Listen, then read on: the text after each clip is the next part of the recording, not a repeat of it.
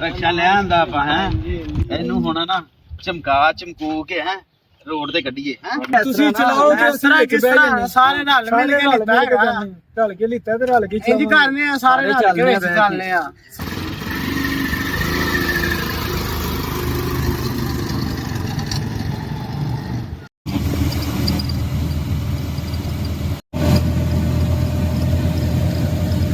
ਲੱਖਾਂ ਰੁਪਏ ਲਾ ਕੇ ਇਹ ਰਕਸ਼ਾ ਲਿਆ ਹੈ ਠੀਕ ਹੈ ਤੇ ਕਮਾਇਆ ਅੱਜ ਕੀ ਹੈ 50 ਰੁਪਏ ਠੀਕ ਹੈ ਹਾਂਜੀ ਤੇ ਜਦੋਂ ਬੜੇ ਹੀ ਆਪ ਰਹਿਣਾ ਹੈ ਰਕਸ਼ੇ ਦੇ ਵਿੱਚ ਤੇ ਸਵਾਰ ਸੀਟ ਕੋਈ ਖਾਲੀ ਨਹੀਂ ਹੋਣੀ ਤੇ ਸਵਾਰੀ ਨੂੰ ਕਿੱਥੋਂ ਪਾਣਾ ਹੈ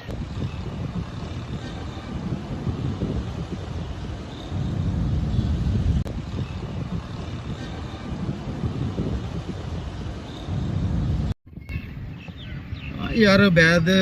की कर रहे हैं आजकल ਵੇਲੇ ਤੁਹਾਨੂੰ ਪਤਾ ਹੈ ਕੋਈ ਕੰਮਕਾਜ ਨਹੀਂ ਹੈਗਾ ਵੇਲੇ ਕੀ ਕਰੀਏ बड़िया परेशानियां नहीं लतियां पईयां ਬੜੀਆਂ ਪਰੇਸ਼ਾਨੀਆਂ ਨੇ ਕੀ ਦੱਸਾਂ ਤੁਹਾਨੂੰ हालात ही बड़े टाइट हो गए ने क्यों अली ਬੰਦਾ ਪਰੇਸ਼ਾਨ ਹੈ आजम की करना चाहिए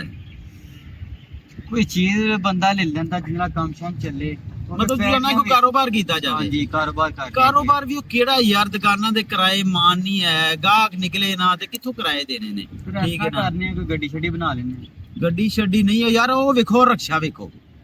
ओ वेखो ਹਾਂ कैसा यार ए साडे थोड़े बजट दे विच ना ए काम चंगा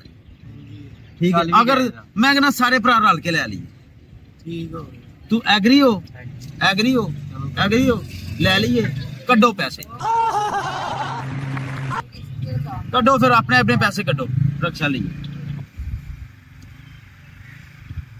लियाओ लाओ कड्डो कड्डो आज ही लेना है हुणी लेना है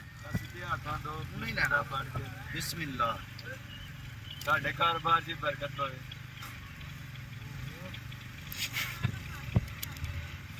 बस ठीक है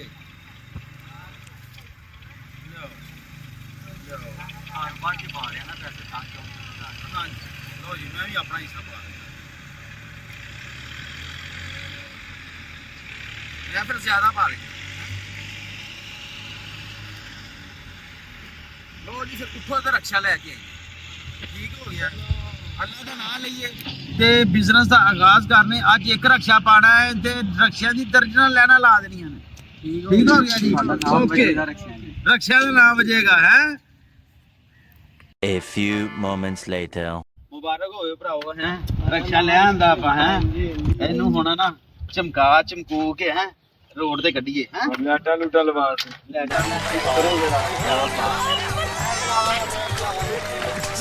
ਅਸੀਂ ਕਿੱਥੇ ਜਾਣਾ ਅਸੀਂ ਵੀ ਚਲਾਣਾ ਹੈ ਨਾ ਅਸੀਂ ਵੀ ਜਾਣਾ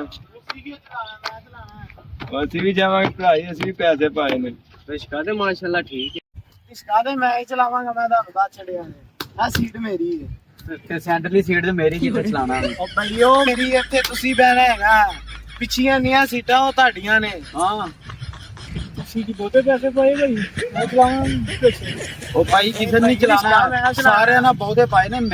ਮੈਂ ਚਲਾਣਾ ਤੁਸੀਂ ਉਹ ਘਰ ਤੇ ਮੈਂ ਤੁਹਾਨੂੰ ਕਮਾ ਕੇ ਖਵਾਣਾ ਨਹੀਂ ਮੈਂ ਚਲਾਣਾ ਹੈ ਨਹੀਂ ਭਾਈ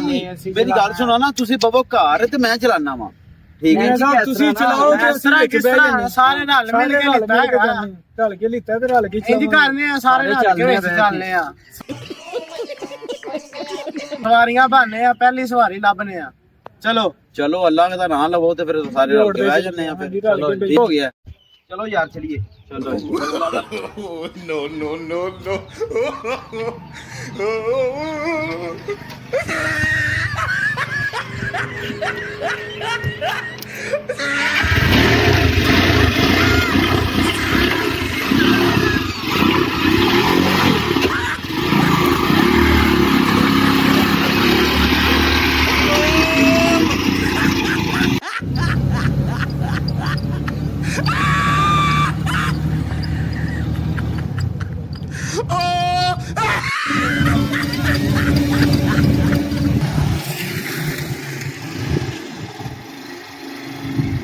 हाँ जी भाई ਸ਼ਦਰੇ ਭਾਈ ਜਾਣਾ बैठो भाई ਭਾਈ ਨਾਲ ਹੋਣਾ ਯਾਰ ਤੁਸੀਂ ਭਾਈ ਪਿੱਛੇ ਬੈਠੋ ਸੰਭਾਲੇ ਕੇ ਸਭ ਆਇਆ ਵਿੱਚ अच्छा भाई तुसी पीछे बैठ जाओ पीछे बैठ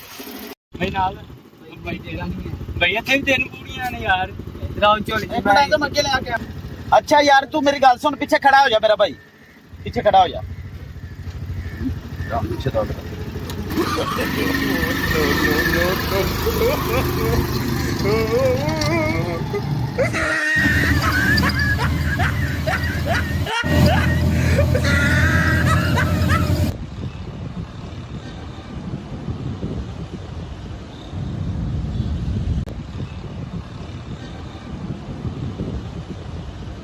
ਅੱਜ ਤੇ ਬੜੀ ਦਿਹਾੜੀ ਲੱਗੀ ਏ ਕਿਉਂ ਆਦਮ ਭਾਈ ਇੱਕ ਸਵਾਰੀ ਚੁੱਕੀ ਭਾਵੇਂ ਪੂਰੀ ਪੂਰਾ ਪ੍ਰੋਟੋਕੋਲ ਮਿਲਿਆ ਅੱਜ ਤੇ ਆਪਣੀ ਗੱਡੀ ਡਰਾਈਵਰਿੰਗ ਕੀਤੀ ਤੁਹਾਨੂੰ ਏ ਗੈਰਤ ਆ ਰਹੀ ਹੈ ਗੱਲ ਕਰਨ ਲੱਗੇ?